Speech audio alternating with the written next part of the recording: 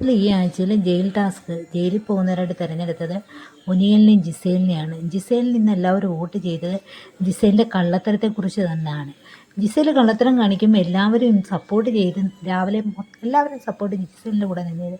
കാരണം ആണുങ്ങളെല്ലാം ജിസേലിനെ സപ്പോർട്ട്, പക്ഷേ അവരെല്ലാം ഇന്ന് തിരിച്ച് വൈകുന്നേരം ജയിൽ നോമിനേഷൻ വന്നപ്പോൾ കാരണം എല്ലാവരും ജിസേലിനെ തന്നെ നോമിനേഷൻ ചെയ്ത് കള്ളത്തരങ്ങൾ ഏറ്റവും കൂടുതൽ കാണിക്കുന്നതാണെന്നും പറഞ്ഞ് പിന്നെ അത് കഴിഞ്ഞ് കഴിഞ്ഞാൽ പിന്നെ ഇന്നലത്തെ ടാസ്കിലൂടെ തെറിവിളിയൊക്കെ നടത്തിയില്ലേ. അപ്പോൾ ആര്യനും ഒനിയലും ഉണ്ടായിരുന്നു. പക്ഷേ ആര്യനെ ഒഴിവാക്കി ഒനിയലിനെ ഇപ്രാവശ്യം ജയിലിലേക്ക് അയക്കാൻ തീരുമാനിച്ചിരിക്കുകയാണ്.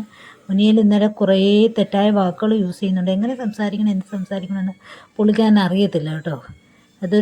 ഇത് ആൾക്കാർ കാണുന്ന ഷോ ആണെന്നുള്ളൊരു ബോധവും പൊക്കണമൊന്നും ഇല്ലാതെ പലരും അവിടെ അതിനെ സംസാരിക്കുക എടുക്കുകയും ചെയ്യുന്നത്.